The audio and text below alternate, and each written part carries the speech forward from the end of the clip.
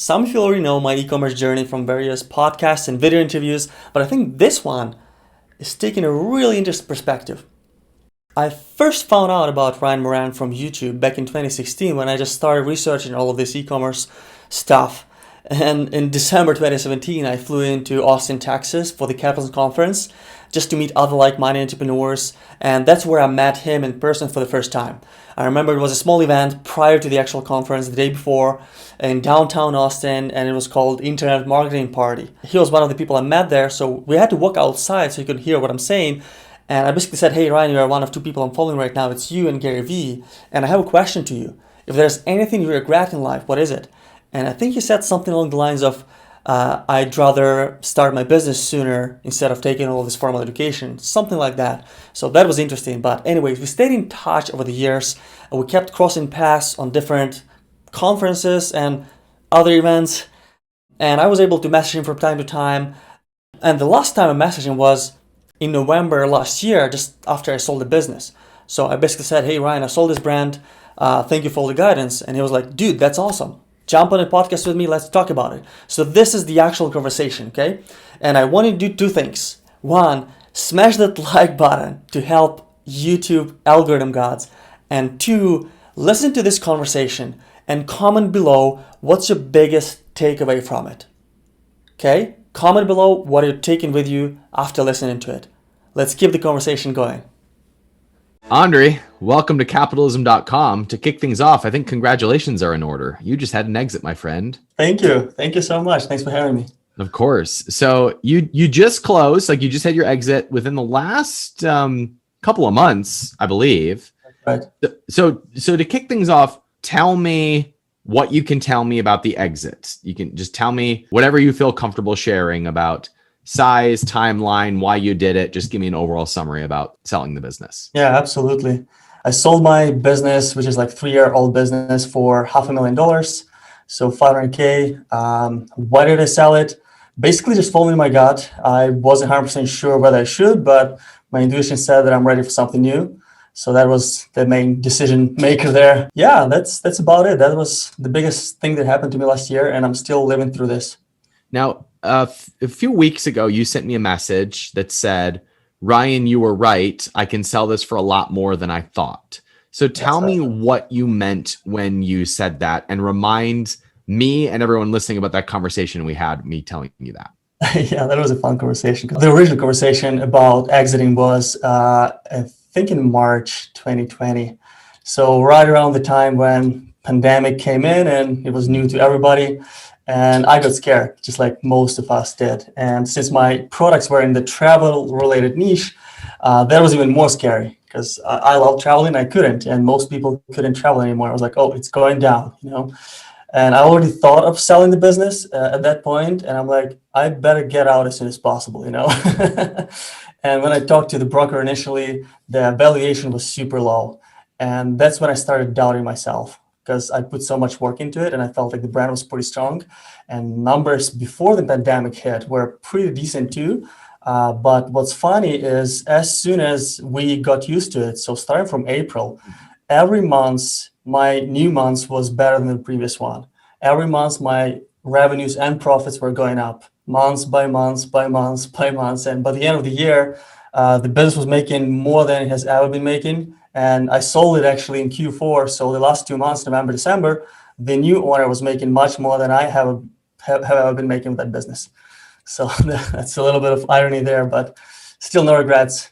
It's been quite a journey. That's great. Good for you. And I mean, the last time we saw each other in person, you were still kind of deciding what route you wanted to go with this business and with your career. So that's right. Now you've kind of gone through the exit. You said you were following kind of your intuition about what to do. I'm curious if you would change anything about how you got to this point based on that kind of uncertainty that was floating around a couple of years ago.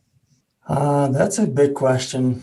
There's definitely a lot of lessons learned. So with the new business I'm thinking of, I'm going to implement the stuff I learned, but if I summarize it, I'd say there are good things and not so good things. So good things, I always focused on the long term and on building a brand and not only depend on Amazon. So I was already in the process of diversifying my sales channels with that business. So that was a very big positive, which I would like to take to the next business as well. Not so good things were probably focusing too much on Amazon algorithms, Hmm. while I could focus on building stronger relationships with my clients and my strategic partners in order to grow the business.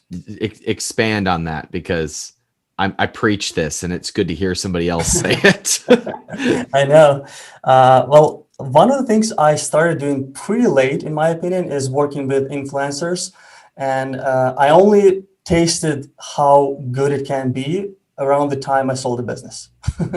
Hmm. So I already started having some sales generated by people who talk about the products on Instagram, YouTube, and elsewhere, wherever they talk about it, only around the time I was selling. So I was like, oh, if I were to do this for the last 3 years, not just last like year, I'd probably get much better results and I'd be able to diversify off Amazon sooner, you know?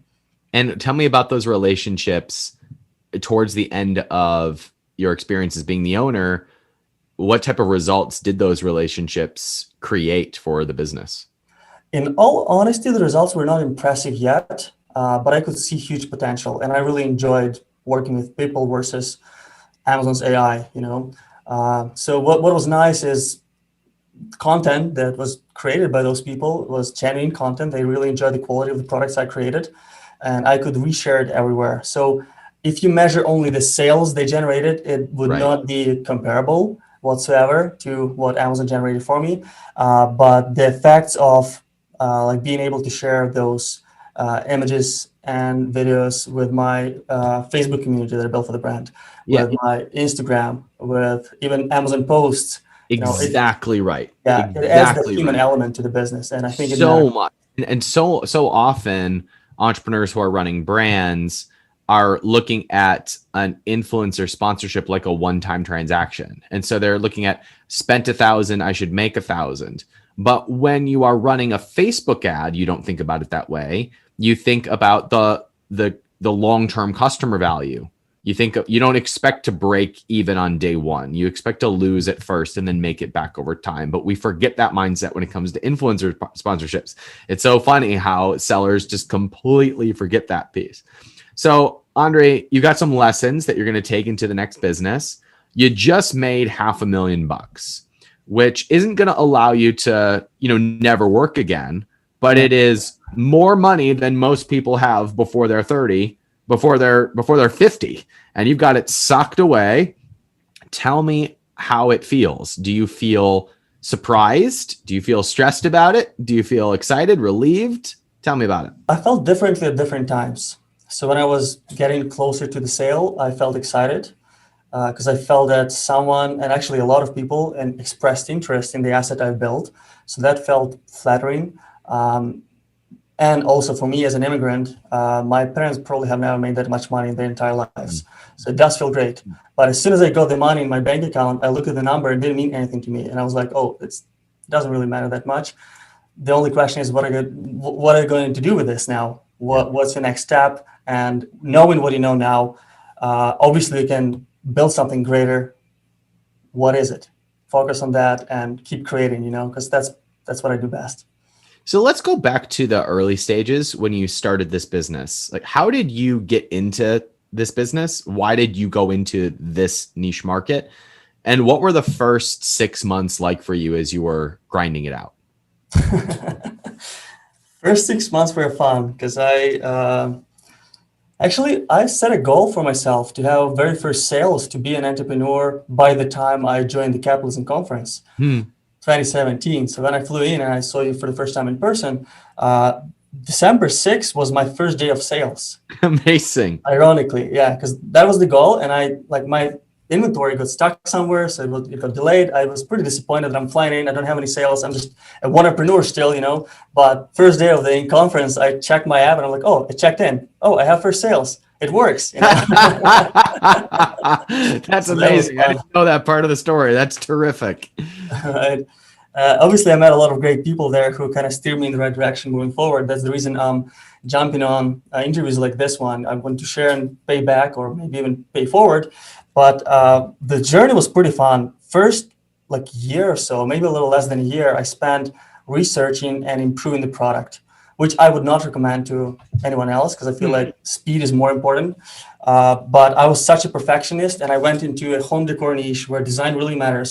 So I can fully disclose the product because I've always been doing that. It's a scratch off map. World map was the first product. So scratch off map of the world. And I did see a lot of imperfections, I should call, in the maps of my competition. So I did improve the design like quite a bit. So many small things that I shouldn't even talk about because it's going to take an hour explaining how great it is. But I also found manufacturing in my home country in Ukraine, which enabled me to make this map United Nations compliant design. Because all of the maps that are made in China have to comply with Chinese government. Mine didn't have to. So that was already a great differentiation for my customers. But by the time I had it in stock, it was the best design map, the highest quality, probably the most expensive cost of goods too. I was paying about $6 for the product versus like 2.5 in China. But because of all of that, I was able to communicate that value through really high quality images and grasp enough attention and keep that momentum moving forward. So I think it was important for me to look at the business from the standpoint of, hey, how do I make this better? And I enjoy that. I love designing stuff. My background is in architecture, so I feel like I've done a really good job with the actual design. And how old were you when you started the business? 27, I think. Okay, great. So you're 27, and this was your first business, and That's right. your background's in design, and so of course you would spend the first 6 months over designing the product Exactly. because that's your background. Like of course you would. And now in retrospect, you've got that group of behaviors out of the way. Now you're like, you know what, speed is more important. I think I should have just been focused on selling more, getting sales out the door as fast as possible, and iterating as I go. That's what I'm hearing you say. Still, even though I did wait a little bit and made it a better product, it was not too late in like for that niche. Like some niches are fairly short term. This one, fortunately, was not. So the higher quality was appreciated. But what was interesting that happened in the first half a year is a huge loss at the time for me because I was very confident. Sales were going great. I launched in Q4, so it was very positive in the beginning. I was like, oh, I don't know anything about this, and it works, so that felt amazing. But as I went and I was learning more and more about it, and the product was ranking better and better, my community was growing, I was like, okay, this is going to be my big thing. I need to focus. So I borrowed some money. I bought enough inventory to stay in stock for quite a while because I quickly learned that you should not go out of stock. Never. So I did order a lot. At that time, it was 5,000 units. And in summer 2018, it arrives to Amazon warehouses, and I started receiving 1-2 star reviews, like lots of them, and many emails every day. And people were basically saying, hey, I'm using the scratch off map, but I can't scratch it. So there was a clear quality issue that I could not foresee. And at that time, I did not have proper quality inspection process. I just trusted that European quality is just the best, So what I had to do is recall all of the inventory. So in total, about 5,000 units, have it inspected just to estimate how big the issue is. And the results were like 10-15%, do not scratch well. But you only determine that if you scratch. So obviously 5,000 units are just not sellable because you wouldn't risk selling 80% of them that can still potentially scratch, right? Then I calculated my losses was like 35 grand in total, not including being out of stock for the next 5 months. Right. And around the same time, I'm actually losing my day job. So that was quite a punch in the mouth. Okay. So this is what, 6 months in. So this is what, 2016, 2017?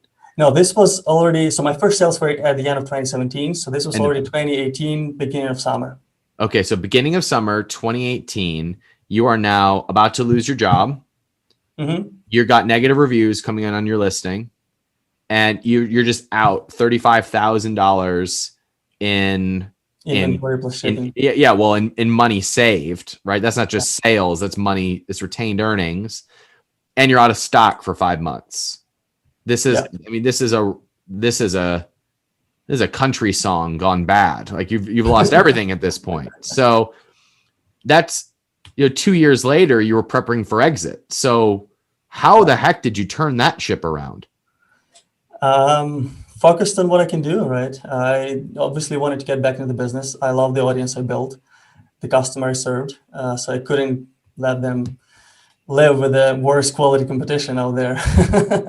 So I looked for ways to improve the quality inspection process. I built it myself pretty much because in Ukraine, the infrastructure is not there. You can't just go and call a few people and hire an inspector. So I had to train someone to become my inspector, Wow. develop a proper process with the manufacturer there to ensure nothing like that can ever happen in the future. In the meantime, I would deliver food just to make ends meet and rent out Airbnb. So I had a private room that we didn't use, so that was rented all the time. And also every weekend, like we live in Kelowna, so it's a beautiful part of Canada. We'd go and explore some mountains. In the meantime, we'd rent the entire townhome just to help pay for the mortgage, right?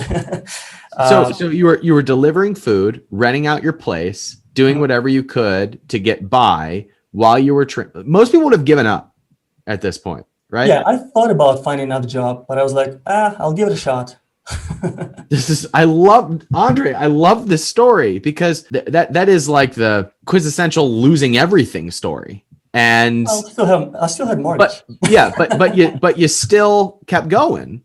And then 2 years later got a $500,000 check, which means that like we at least know you won't be delivering food and having to rent out your place if you don't want to ever again. Right. Like you're now ahead. It would have been easy to feel behind at that place. And that's the thing that I want to highlight is so many entrepreneurs are a year into this, just like you were, and are looking at this saying, I feel behind because of X, Y, and Z. It would have been easy for you to look at it that way. But 2 years later, you sold the business and got a big fat check. So it sounds like you kind of had to start from square one. The only thing that you had was a product, a little bit of a community that you had built, and that you started back to the grind, got product back in stock and started going again. Yeah. So how long did it take for you until there was consistent sales again for you to kind of have momentum? Fortunately, it didn't take too long because I relaunched in Q4 and my products are giftable. So there's organic traffic coming in searching for these products. So that was an easy part there. Beautiful. But I had to plan in advance for it and push some triggers, like get a loan from the bank to pay for the inventory, for example. And later on, I had to sell my townhome to pay off the loan. And since I sold it, I was like, I always wanted to build this business so I have freedom of time and location independence. So maybe I should fly to Southeast Asia and taste that digital nomad lifestyle at the same time. Love it. I love it. So that's what I did. I sold the townhome. I paid off my line of credit, invested enough in inventory. The sales were going strong in December, but I was already on Bali, exploring and working just like part-time work, right? That was quite a turning point for me to see the sales coming in. And like December was already 50K a month in sales after being minus 35K in losses. Amazing. Good for you. Now, you've mentioned in passing the community side of this. I want you to talk about what the community was, how you built it, and how it helped you develop sales.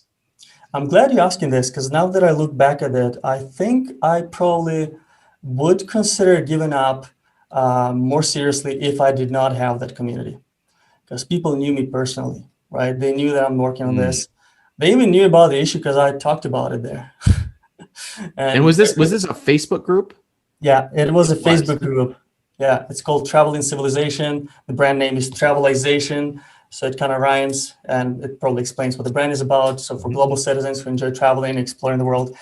And at that time, the community was probably like 2,000 people or so. So I started building it before I even launched the product. I knew I wanted to be in the travel niche because that was my big dream of life. That's probably why I moved to Canada from Ukraine. I wanted to be like global citizen, So it was like serving the same kind of person I am. That was the best part about this business.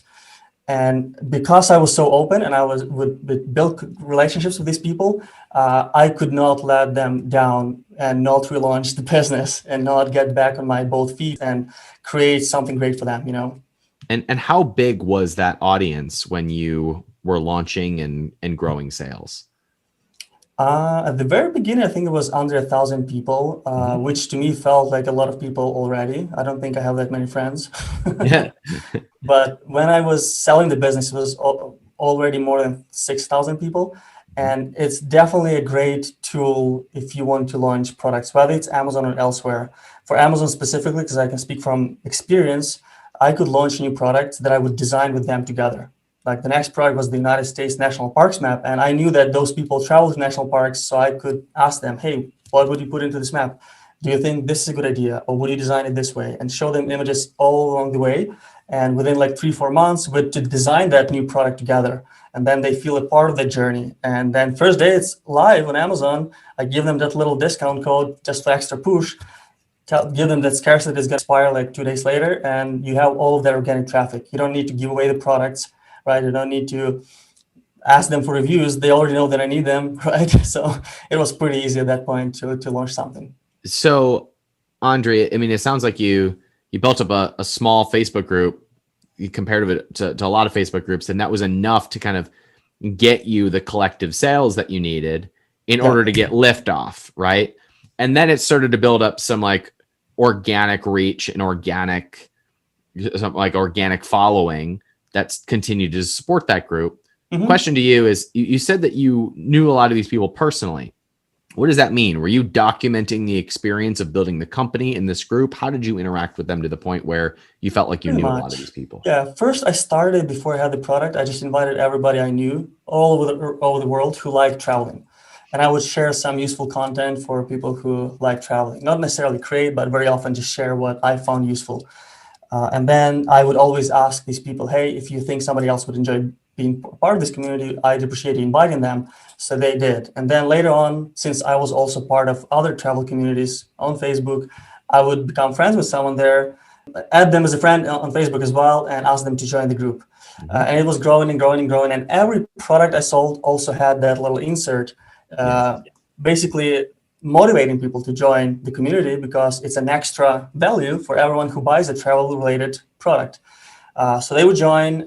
They would very often introduce themselves as, hey, I'm traveling. I'm from North Carolina. I've been to this many national parks, and I'm excited to be part of this community. And then I talk to them, and then I message them. And like, just as imagine yourself being a teenager trying to date a girl, how actively you want that.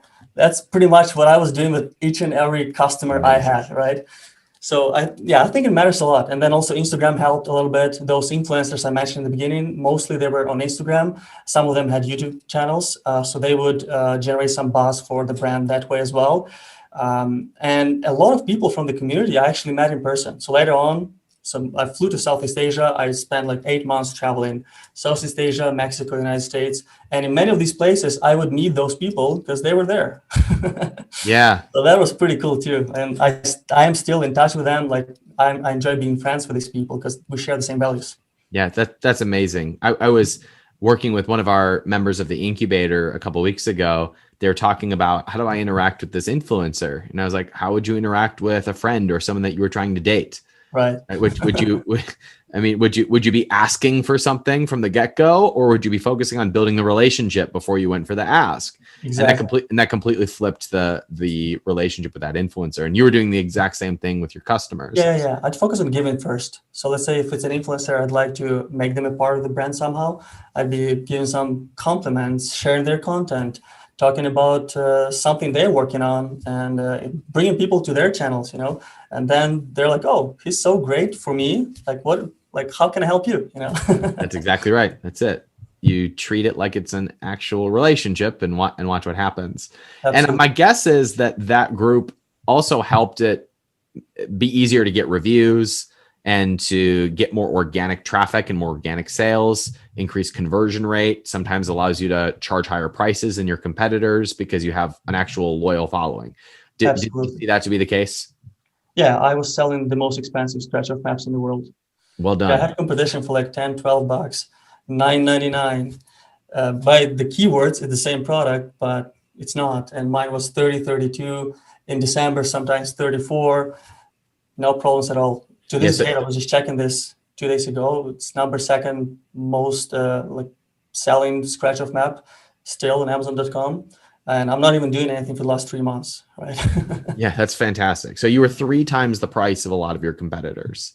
Some of them. I'd say on average 30, 40% more expensive than most. And you were the number 2 selling. So you were outselling most of them. Revenue-wise, yeah. Yeah, and so you're doing that because you have a loyal following. That loyal following backs you because they trust you and they're leaving really good reviews. And so the engine starts to fuel itself. And so now you don't have to play the price game because you have a foothold on the marketplace by being a premium brand, right? That is just the formula. Well done. Now, Andre, some people would say, okay, scratch off map. What the heck do you make the second product be? So how did you go through that process of diversifying the product line from just being one scratch off map? Right. Well, I definitely looked at what my competition does, but I think I spend way more time and attention on what my ideal customer wants. And since I talk to them every single day, no weekends, then I know that they're traveling not only internationally, they're traveling in the States. So that led me to launching that scratch of map with national parks of the United States. But later on, I looked at my emails and I quickly figured that most of the communication I get from Amazon customers would be, hey, how do you recommend framing these maps? So like, oh, okay, they need frames. But my parents are actually in the framing business back in Ukraine, and I knew how much hassle that is. I didn't want to launch a traditional frame, but I found some alternatives that work perfectly for posters, which is a magnetic poster hanger frame. So basically 4 pieces of wood with magnets, and that's all you need, 2 at the top, 2 at the bottom to hang any poster.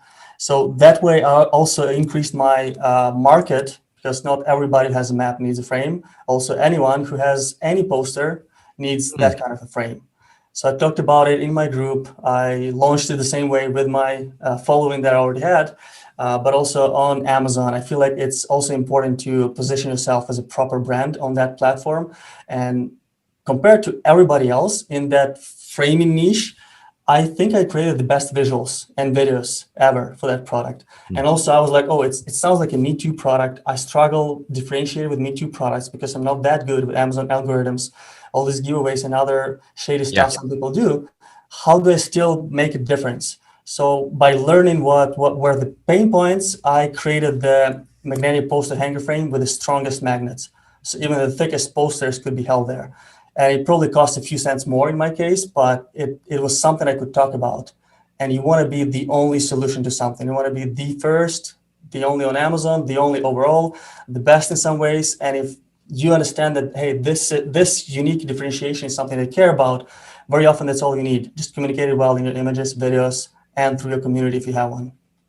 So, Andre, you did the whole process right. Like you built the audience beforehand, you documented the experience, you didn't worry about algorithms as much as you thought about people.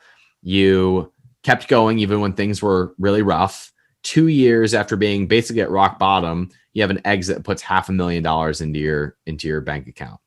Well done. What do you do from here? Thank you. Well, I'll tell you what's happening now, and I'll tell you what I think I'll be doing moving forward. Great. Now I'm researching a lot of different things that I've always wanted to be in, like niches I'd like to be a part of that I never thought I could be. Now I feel like I can because of what I know. Not because of the money necessarily, because money is easy if you have the right idea, but because of what I understand about e-commerce. And also, I found myself on calls very often because a lot of people seem to be exiting their businesses and they want some of my help. And I'm happily sharing with them because I got a lot of help for free as well. And it may lead to something. I'm not really looking to gain anything out of this, but very often if I give, then it comes back in miraculous ways. But moving forward, I think I'll be still running some e-commerce brands, maybe not just one, but I'll start with one. And I'm personally passionate about health, about anything related to health and optimizing your life. So I feel like it's easier to build a brand around what you care about. And that's kind of the direction I'm looking at right now. Yeah, beautiful. Andre, what would you say to the person who is in the situation you were just 2 years ago, where it feels like nothing's working, want to give up, and I've taken my licks and my losses after 6 to 12 months of being in business? What would you say to yourself 2 years ago or somebody who was going through the same situation? I'd ask if they would regret trying to recover everything. And if the answer is no, I would probably regret not trying. Then you gotta put all your focus into finding ways to make it work. And the question I like asking, not only for myself, but also when I deal with somebody else and it's a difficult situation, I'm trying to figure out how to do this. I'm not asking if something is possible, but I'm asking how. So if I need something done, I'm like, how do we achieve this? Like, how do we make sure this and this happens? And I kept asking myself, like, how do I recover this business? How do I ensure this problem does not happen again? How do I ensure I make ends meet? Then, with positive attitude, obviously, the answers come to you. Sometimes to people you didn't even talk for a while to, and they're like, oh, I'll connect with someone. Oh, hey, here's the solution. Just because they like the energy you're projecting. So I feel like mindset is very important because that's the energy you're projecting. And if you have the right mindset, if you're working on it every day, and if you ask the right questions, you'll get the right answers. Beautiful. Andre, you did it right, man. So congratulations. I bet it feels good to have one solid home run under your belt. And this is usually the time for somebody like you where you find the thing that really, really does something big, because you've proven that you can do it. You know the process, and now you're just doing it out of pure what you want to do. So I am excited and scared about what you're going to do next. I'll Congratulations. give you props, Ryan. Yeah. Yeah. If you ever need an investor, give me a call. Will do. Will do. All right, Thank you Andre. so much. Thanks for sharing with us. I appreciate you. Thank you. Take care.